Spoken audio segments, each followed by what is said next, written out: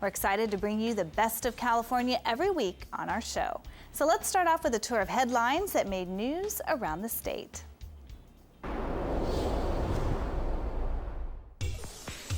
Pasadena. California's recent string of earthquakes is even getting attention from space. NASA scientists are using precise radar to study the San Andreas Fault in hopes of learning more about a future major quake. Sacramento, due to the budget crisis, more than half of California's state senators are taking a 5% pay cut starting July 1st, saving California about $100 grand. Only $24 billion more to go to balance the state budget. Well, in wine country, Sonoma is sometimes considered Napa's younger sibling. But as Monique Sultani shows us, the wine country is a star in its own right. Let's go now to Sonoma for this week's Spotlight. Less than an hour away from San Francisco's most iconic bridge lives the birthplace of the California wine industry. And no, we're not talking about Napa. We feel ourselves as kind of the country sweet solution. We think Sonoma Valley is about the most wonderful artisan community. We have not only winemakers, but cheese makers, olive oil makers, artists that actually live in our town. We are the real thing. That's why really we call our tagline Real Wine Country. In addition to giving wine its roots, Sonoma also boasts the biggest plaza in the state of California. The 8-acre Sonoma Plaza sits smack in the center of town square, along with the 100-year-old City Hall and the last known California mission. Sonoma's past is present. General Vallejo and the General Vallejo Barracks, and again our mission would be the roots of the history that you can find right here. The valley is home to over 50 wineries, with one family winery staying in the spotlight for generations. We're standing in what we call the Mission Vineyard here at Sebastiani Vineyards and Winery. This vineyard was originally planted by the Franciscan Fathers in 1825. So we're surrounded by history here at Sebastiani. For over a century, Sebastiani's been synonymous with Sonoma. The Sebastiani family has always been so linked to the town of Sonoma. So many of the buildings here in town were actually built by Samueli. Sebastiani may be rich in history, but the winery prides itself on making modern moves. We have all kinds of fun things for people to do when they come to visit us. We do have the Sebastiani trolley that does historical tours around the town. We do historical tours within the winery as well. Sensory tastings, we call it From Grape to Glass, where you can learn everything about grape growing, winemaking, and how to taste wine. From wine tastings to chocolates to cheeses, you can literally sample your way through Sonoma. It's a very different experience than you'll have in Napa, but we love being next to them because we think we have this great synergy going on. Bringing you the best in California from Sonoma, I'm Monique Sultani. While Kurt Busch scored his first ever Daytona victory, his brother Kyle helped usher in another first. In honor of the 10th anniversary of the Camry's competition in NASCAR, his Toyota team made an unprecedented move. The race car was designed side by side with the production car, and it was available. We introduced it at the show and decided that we would make an unprecedented move and bring it to the racetrack at Daytona, so fans get a chance to be able to see exactly what the new production car is going to look like well before it gets into the showroom this fall. And whether he's behind the wheel as a racer or a roadster, Kyle has nothing but love for his squad. Toyota across all of NASCAR series is one of the most winning brands that we have in the sport to today, and they've done a great job for all of us at Joe Gibbs Racing in helping us to be that successful. They give us all the tools and resources necessary to go out there for all of us to achieve our goals and our aspirations of what we want to do, and to bring home the 2015 Cup Championship was the ultimate that all of us were striving for. Before the big race, NASCAR introduced a controversial new scorecard this season, and Kyle weighed in on those changes. I think there's just an added excitement for the races each and every moment. You know, you're not going to have this race that starts green and goes checkered. You're going to have segments that kind of break it up a little bit.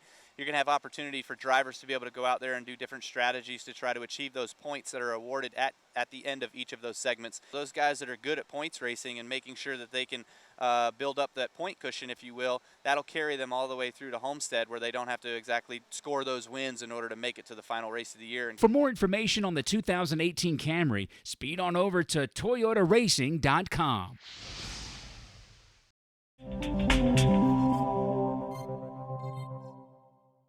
young, you're healthy, and you don't think you need to be screened for prostate cancer. However, you might want to think again. NBA Hall of Famer Oscar Robertson knows all too well the importance of getting those screenings. The basketball star had no history of the disease in his family, but in 2011, he was diagnosed with stage 3 prostate cancer. I was getting regular screenings on my prostate. So one day, I don't know why I went in. I just happened to go in to see the doctor, and he told me I had cancer. For African American men especially, the chances of getting prostate are much more than any other race. And I think that if you have a history of having prostate in your family, you should go have your prostate checked as well. The American Cancer Society reports about 1 in every 39 prostate cancer patients will die, but it doesn't have to be a death sentence. Dr. Vipul Patel, one of the world's leading robotic surgeons, explains why early screening is so important. If you get the diagnosis and you have the diagnosis early, you give you so many more options. Sometimes you don't even have to do anything. The problem is if you get diagnosed late, you have very few options, and prostate cancer is a killer. It's the second leading cause of death in men. And if you are diagnosed, the next step is talking to your doctor to determine what's best for you. When choosing a surgeon, it's like anything. The more experience you have, the better the outcomes are in most cases. And if you have a doctor that has done a lot of these and has had good results, that's the way to go. For more information on prostate cancer and treatments, you can visit globalroboticsinstitute.com.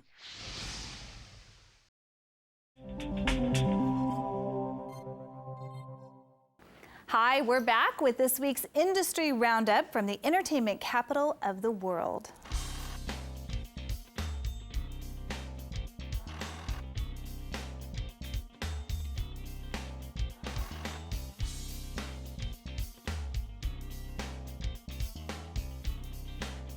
The 50th anniversary of LA's most famous sidewalk, the Hollywood Walk of Fame. 2010's class of elite entertainers who will receive the brass stars include Nicole Kidman, Russell Crowe, and Van Morrison. Only 28 were chosen from a list of 200 nominations. It'll be Anne Hathaway playing Judy Garland in the upcoming film of the tragic star's life. Both the film and a stage version will be based on the 2001 biography, Get Happy, The Life of Judy Garland. And they were made popular on Sex and the City, and soon you can find Jimmy Choo stilettos at H&M. The new line of affordable shoes and accessories will hit stores in the fall. And how would you like Homer Simpson to be your backseat driver? He's just one of the famous voices you can use to personalize your GPS navigational device, thanks to a new partnership between 20th Century Fox and TomTom GPS devices. Now it's time to check in with the man that keeps us connected to Hollywood, Ron Jacobson. Now, as you know, in my line of work, I get to talk to a lot of famous celebrities, but rarely do I really get excited about those interviews. This was the exception. I got to talk to famed director Francis Ford Coppola about his new movie Tetro, which is the first movie in 30 years that he's not only directed but also wrote the screenplay for. Let's look at my interview. Hi Ron, good morning. Hey Francis, how are you? Good. You're in a stage of your career where even if you do nothing anymore, you'll go down in history as one of the most amazing filmmakers of all time. I've learned that the most exciting thing in life, of all the wonderful things you can get or do, the real fun of life is to learn something. And to be able to learn something about movies and learn how to make a movie and is really a source of great pleasure. So what I do is not for what anyone might say or what have you. Deep down, it's about what makes me happy. At the end of the day, if you had it your way, how would you want Francis Ford Coppola to be remembered? I would like him to be remembered as a man who had a very happy life and loved little children. Thank you so much. It was an honor to meet you. I'm wine editor Peter Dills. You know Francis Ford Coppola? You know him from The Godfather, that hit movie in the 70s. But did you know that Francis Ford Coppola is very passionate about his winemaking? In fact, he's been in the business for over 30 years. In 2006, he opened his second winery in Sonoma County and named it Francis Ford Coppola Winery. I want to introduce you right now to Corey Beck. He's the Director of Winemaking and the General Manager at the Francis Ford Coppola Vineyard. Sophia Blanc de Blanc that I have here was really, this was started the Sophia family, and I started with the winery in 1998, and Frances sent an email to the winemaking team and said, well, you know, my daughter's wedding's coming up, and I want to surprise her with her own wine. And so, you know, there's a lot of pressure on us, but it was fun. We created a wine that's very Prosecco style, light, fresh, fruity. It's made with Pinot Blanc, a little bit of Riesling, and a little bit of Muscat, served chilled. And this is Frances and the team have come up with a beautiful package, and you can see the pink cellophane wrapping, and Frances and the team is very adamant that when you open this, that you leave the cellophane wrapper on. Corey, thanks for the souvenir. I'm going to enjoy this Sophia sparkling wine. If you can't make it up to the vineyard yourself, don't worry about it. Vaughn's Pavilion Safeway has plenty of Coppola wines. A lot of them are under 20 bucks. Coppola Claret, my favorite, the Coppola Director's Cut, and the topic of our discussion today, Sophia sparkling wine. Peter Dills signing off from the wine country. Manny Pacquiao, arguably the best pound-for-pound fighter in the world, worked out in front of the media Wednesday. He will fight Joshua Clottey on March 13th, and Pacquiao's trainer Freddie Roach is confident in their strategy. Manny will never predict a knockout. I will, though, but because I have a big mouth. Guys with good chins, chest them downstairs sometimes. There's usually not as great to the body shot, so we're going to really dig the body on this guy, and I'm giving you half my game plan away, but it's not a secret, so Clottey can't do anything about it. Meanwhile, Pacquiao knows his 2.5-inch height disadvantage could cause him some trouble. My biggest concern is he's taller and bigger, and he's a good defensive fighter, so I have to focus and concentrate for what his style. But the big fight everybody wanted to see was Pacquiao versus Mayweather. Negotiations fell apart due to drug testing issues, and as a result, Mayweather will fight Sugar Shane Mosley instead. I would love to see Shane win, and then we can have a good fight, because the thing is, Shane will fight anybody. Floyd Mayweather is a coward. Floyd Mayweather knows that on his best day, there is no way he's going to beat a Manny Pacquiao. With Pacquiao possibly retiring after the fight to pursue a career in politics, we might never know who would win the match. Boxing fans are all waiting to see. Bringing you the best of California from Hollywood, I'm Jonathan Camus for California Life. Educate. There's been an outpouring of love from my nephew Dawson Hartwig, who taught us all to love like Dawson. There is no more devastating pain than that of a parent losing a child. One family that has dealt with this pain in a very public way is San Bernardino County Fire Chief Mark Hartwig and his wife Holly. Their 20-year-old son Dawson tragically died during a trip with friends to Lake Arrowhead. Dawson was a well-liked college student who was known for his positive outlook on life and his love for others. Let's go! Let's go! His death was shocking and unexpected and made headlines throughout California. But it was how his family chose to react and remember this promising young man that has gained even more attention. As we began to mourn and grieve the loss of Dawson, our family couldn't speak a word without talking about the love that Dawson had for us, and then so many others. Within hours of his death, the hashtag #LoveLikeDawson began spreading on social media. The Love Like Dawson campaign, started by his siblings and friends, became a reflection of Dawson's faith and love for others. We have this thing that we've been saying, love like Dawson. And when people say love like Dawson, I just think love like Jesus, because that's what Dawson did. He was just a great picture of how Jesus loved people unconditionally and so effortlessly. Love Like Dawson isn't just a slogan. It's a response to his life and a way of choosing love in every situation. Dawson's love is unconditional. It's loyal. It's forgiving. It's warm, and it's free.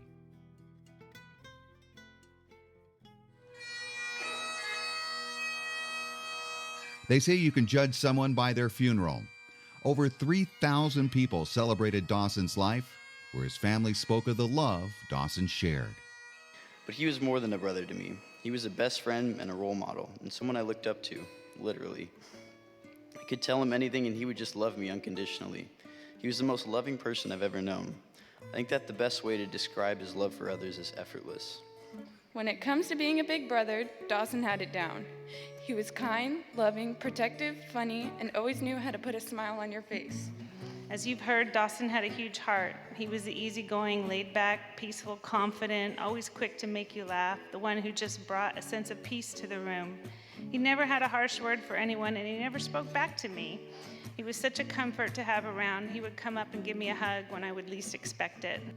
Your faith, integrity, and love inspire me to be a better person. I want to live in a way that brings you honor. And while these have been tough times, Dawson's family has made a conscious effort to love despite the tragedy. Love is a choice, and the Hartwigs choose to love like Dawson. We will love more, we will love better, and we will love deeper.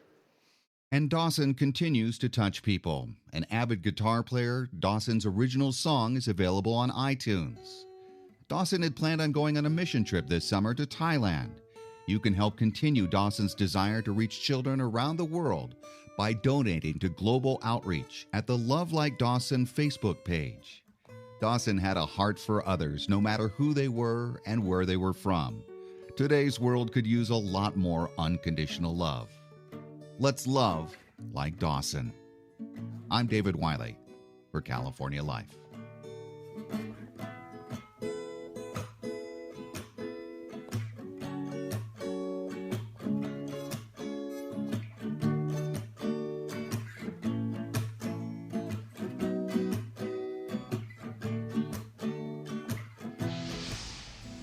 That's it for us. If you missed any part of our show, just go to our website, californialifehd.com. We'll see you next time.